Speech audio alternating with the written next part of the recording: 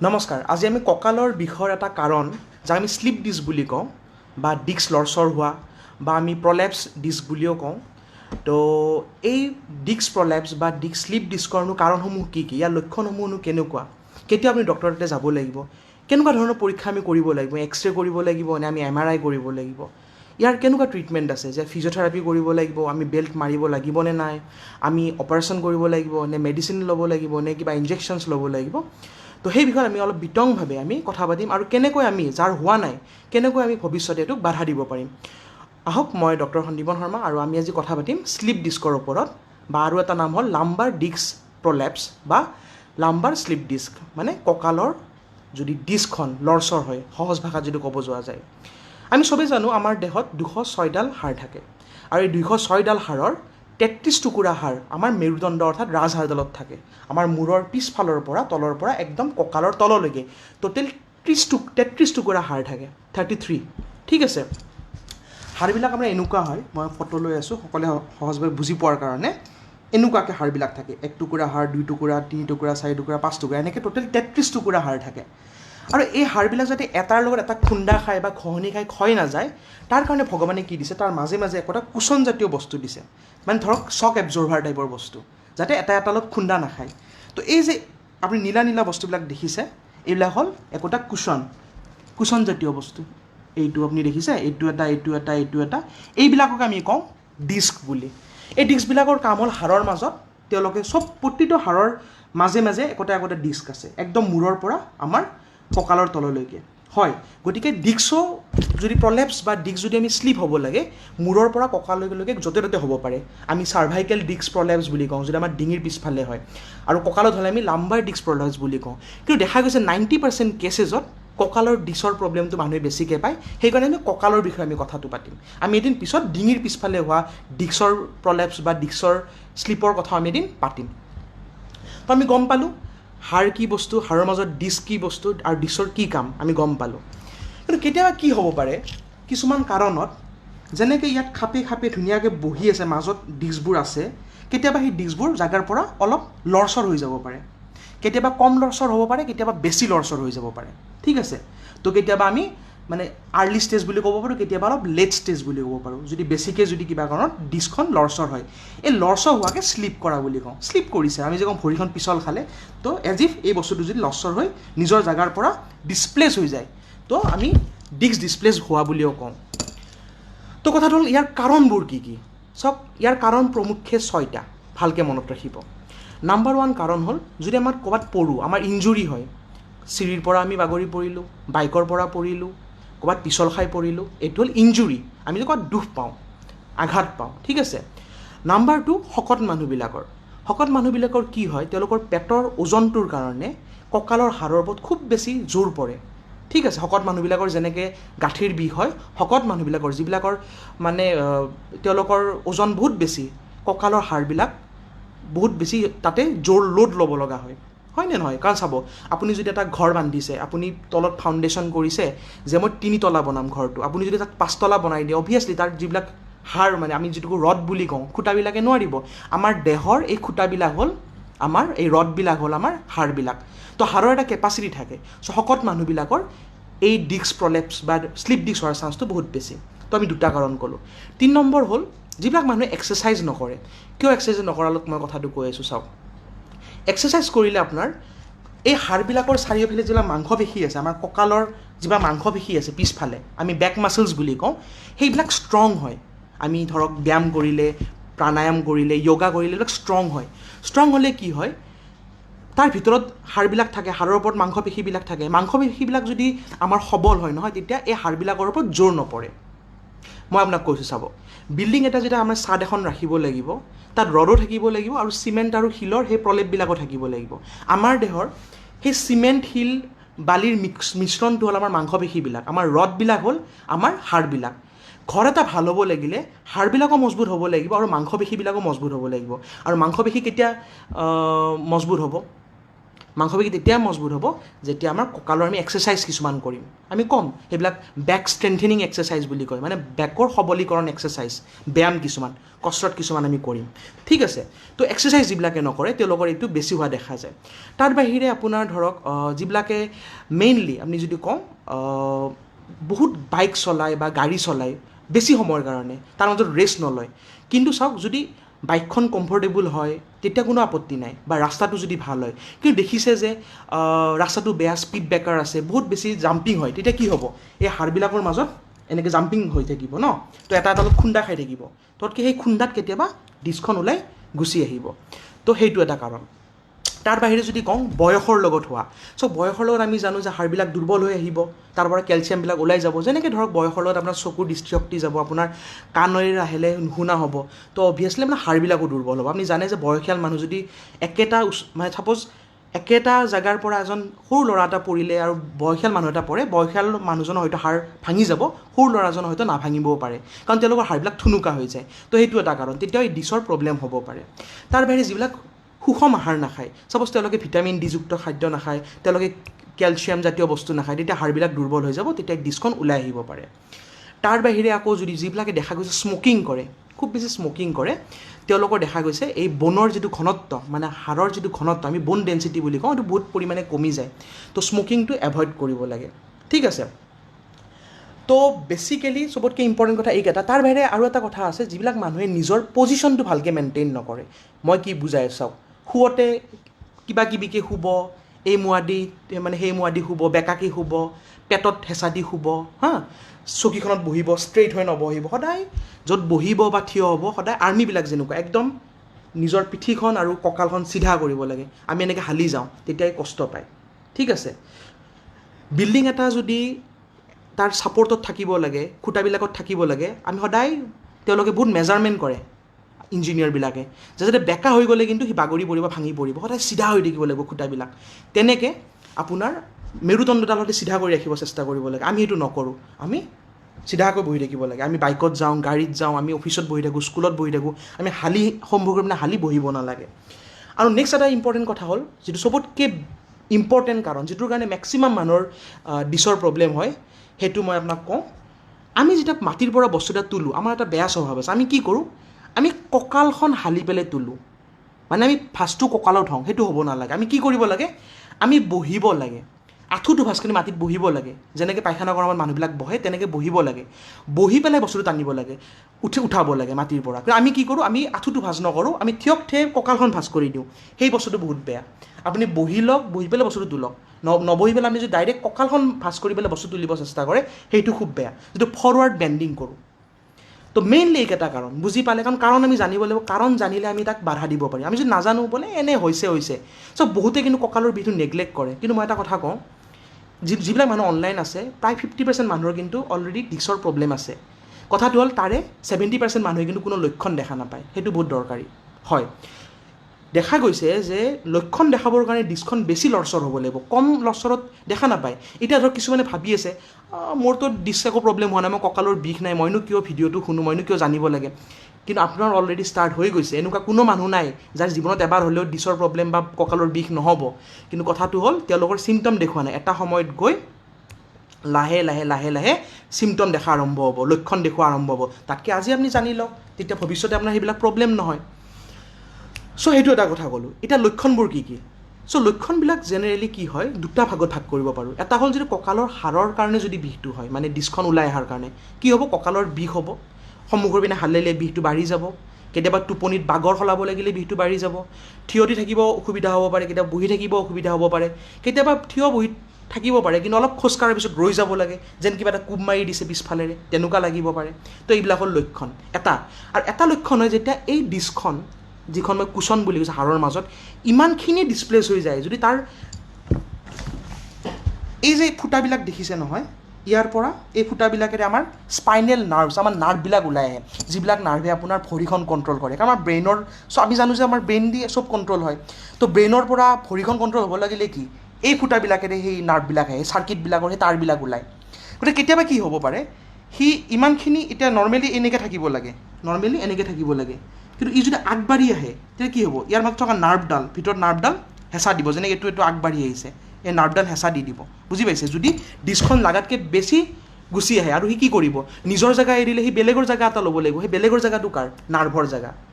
যদি কিবা এখন নাৰ্ভত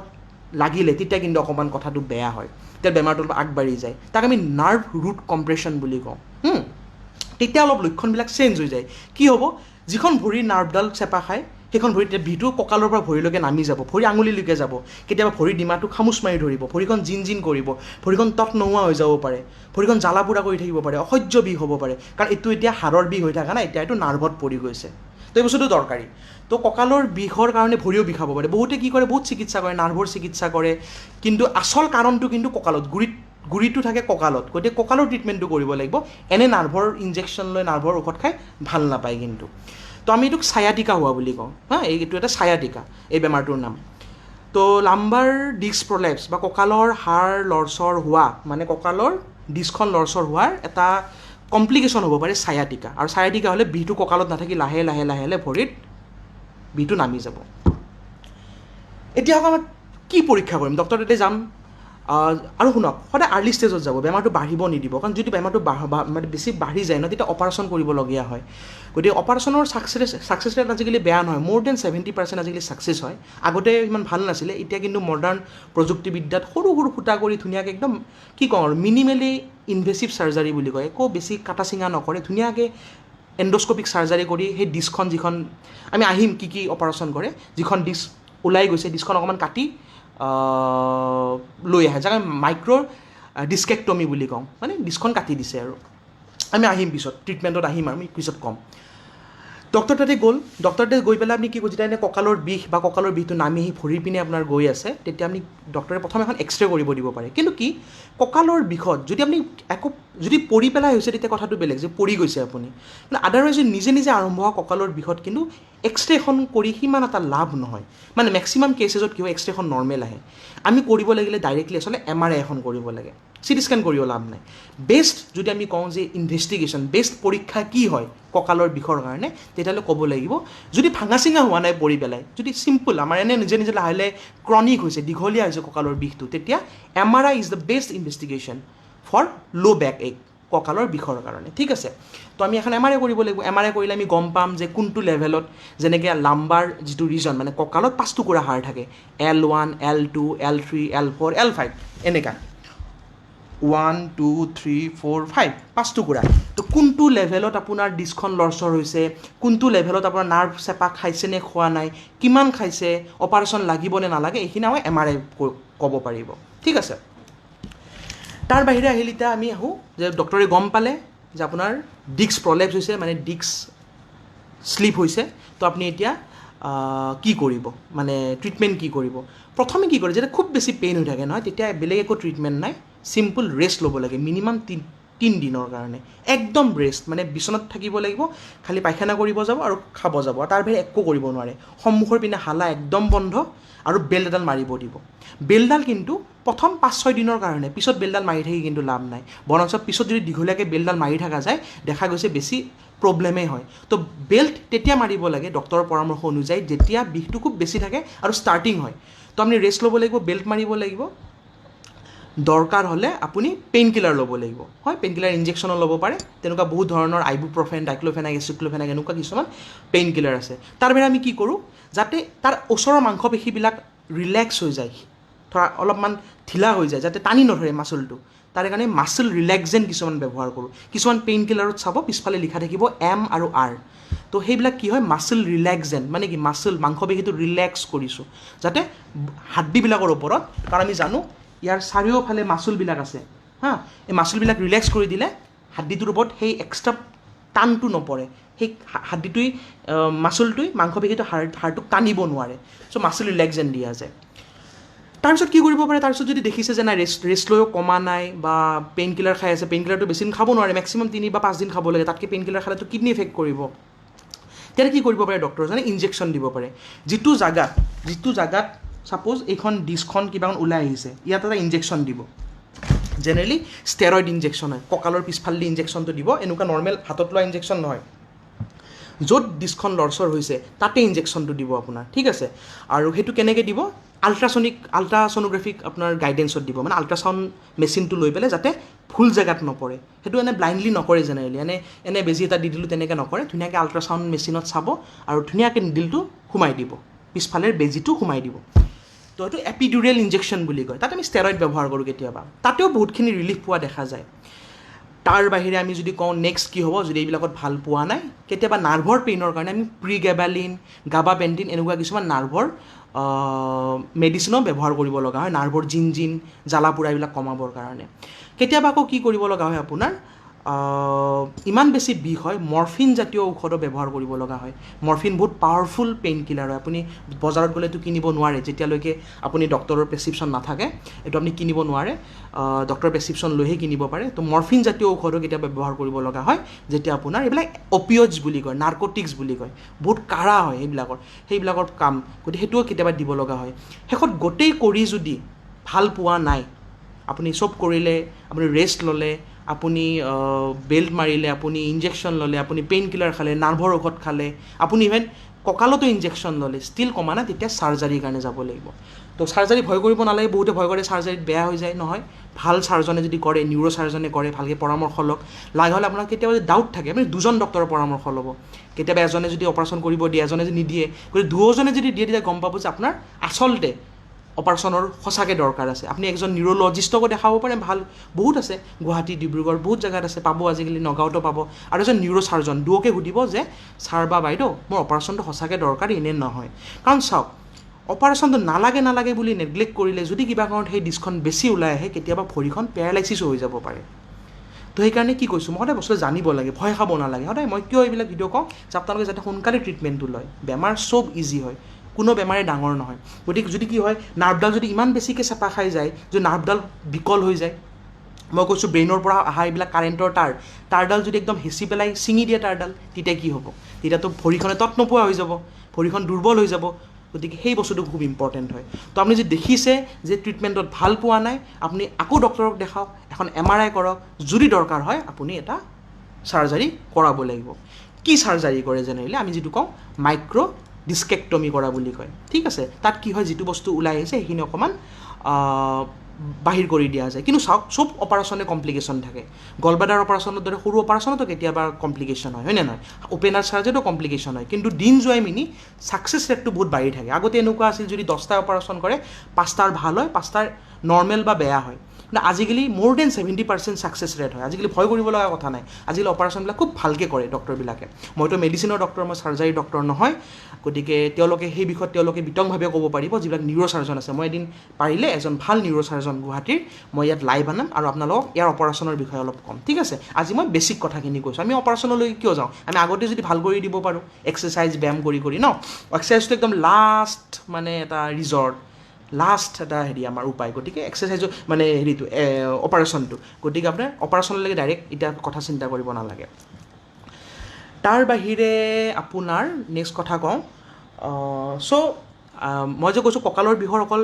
ডিস্কখন শ্লিপ হোৱাৰ কাৰণ নহয় বহুত কাৰণ হ'ব পাৰে কেতিয়াবা স্পণ্ডাইলাইটিছৰ কাৰণেও মানে বিষায় তো স্পণ্ডাইলাইটিছটো বেলেগ বেমাৰ যদি ইউৰিক এচিডৰ কাৰণে বিষায় সেইটো এটা বেলেগ চিকিৎসা হ'ব কেতিয়াবা কি হয় সেই বন টিবি হয় কঁকালত টিবিও হয় কেতিয়াবা ইনফেকশ্যন হয় নে নহয় কেতিয়াবা টিউমাৰ হয় বন টিউমাৰ হয় তো আজি সেইবিলাকৰ কথা কোৱা নাই আমি এদিন আহিম ভালকৈ বাকী আজি আমি সেইবিলাক কঁকালৰ বিষৰ বিষয়ে কথা পাতি আছোঁ যিটো শ্লিপ ডিস্কৰ কাৰণে হয় কাৰণ এইটো খুব কমন আজিকালি খুব বেছি হৈছে মই কৈছোঁ ন 70% মানুহৰ আছে তেওঁলোকে গম নাপায় কাৰণ তেওঁলোকৰ লক্ষণ দেখুওৱা নাই হয়তো আগন্তুক 5 বছৰত দেখাব এতিয়া আমি কেনেকৈ এইটো বস্তু প্ৰিভেণ্ট কৰিম বাধা দিম এইটো খুব ইম্পৰ্টেণ্ট ভালকৈ শুনক ঠিক আছে চবতকৈ ইম্পৰ্টেণ্ট কথাটো হ'ল যে যদি আপোনাৰ তেনেকুৱা আছে যদি আমি লক্ষণ অলপ হ'লেও পাইছে ইনিচিয়েল ষ্টেজতে বস্তুটো আপুনি ৰিকগনাইজ কৰক দেৰি নকৰিব ডক্টৰক দেখাওক ইনিচিয়েল যে ধৰা পৰিলে সাধাৰণ অলপ ব্যায়ামতে বেমাৰটো ভাল হৈ যায় নাম্বাৰ 2 ৰেগুলাৰ এক্সাৰচাইজ কৰিব লাগে নৰ্মেল মানুহবিলাকে যাৰ বিষ আছে বিষ থকা অৱস্থাত অপাৰেশ্যন কৰিব এক্সাৰচাইজ কৰিব নোৱাৰে কিন্তু নৰ্মেল মানুহ যিবিলাক অলৰেডি কঁকালৰ বিষ নাই তেওঁলোকে প্ৰিভেনশ্যন হিচাপে যে ভৱিষ্যতে নহওক তাৰ কাৰণে এক্সাৰচাইজ কৰিব লাগে য়োগা কৰিব লাগে মেডিটেশ্যন কৰিব লাগে কৰিলে কি হ'ব আমাৰ কঁকালৰ আৰু বেকৰ মানে মাচলবিলাক ষ্ট্ৰং হ'ব মাংসপেশীবিলাকো খুব শক্তিশালী হ'লে সেই হাড়বিলাকক নিজৰ জেগাত বান্ধি ৰখাত সহায় কৰিব যেনে কৈছিলোঁ চিমেণ্টবিলাক এৰি গ'লে খুঁটাটো দুৰ্বল হৈ যায় গতিকে ভাল ঘৰ এটাৰ কাৰণে ৰডো লাগিব চিমেণ্টো লাগিব আমাৰ দেহৰ কাৰণে ৰড হ'ল আমাৰ হাড়বিলাক আৰু চিমেণ্ট হ'ল আপোনাৰ মাংসপেশীবিলাক তো আমি চিমেণ্টটোক আমি ষ্ট্ৰং কৰিব লাগিব সেইটো কেনেকৈ কৰিম আমি এক্সাৰচাইজ কৰি পেলাই কৰিম আৰু নেক্সট হাড়বিলাক কেনেকৈ মজবুত কৰিম মানে ৰডবিলাক কেনেকৈ মজবুত কৰিম আমি কেনেকৈ কৰিম সেইটো হ'ল কেলছিয়াম জাতীয় খাদ্য খাম ভিটামিন ডি যুক্ত খাদ্য খাম সেইটো কি বস্তুত পায় অলৰেডি মই আগত ভিডিঅ' এটা বনাইছোঁ আপুনি বিচাৰি চালে পাই যাব তাৰ বাহিৰে আমি ভিটামিন ডি আৰু কেলছিয়াম ডক্টৰৰ সুধি আপুনি খায়ো থাকিব পাৰে তাৰ বাহিৰে স্মকিংটো এৰি দিব লাগে স্মকিং একদম কৰিব নালাগে নাম্বাৰ তাৰপিছত 4ত আমি যদি কওঁ আপোনাৰ এই যে মই ক'লোঁ আমাৰ যিবিলাক বেড হেবিটছ ভালকৈ বহিব লাগে পিঠিখনলৈ চিধাকৈ বহিব লাগে বেকা কৰিব নালাগে মাটিৰ পৰা বস্তু তোলোতে সদায় ডাইৰেক্ট তুলিব নালাগে বহি পেলাই তুলিব লাগে কঁকালখন ভাঁজ কৰিব নালাগে আঁঠুটো ভাঁজ কৰি বহি ল'ব লাগে তাৰপিছত তুলিব লাগে থিয়াই কঁকালখন বেকা কৰি বস্তু তুলিব নালাগে সেইবিলাকৰ কাৰণে মেক্সিমাম হয় এবাৰ এটা ইণ্টাৰেষ্টিং ষ্টৰি কওঁ মোৰ তাত এটা পেচেণ্ট এটা আহিছিলে কঁকালৰ বিষ লৈ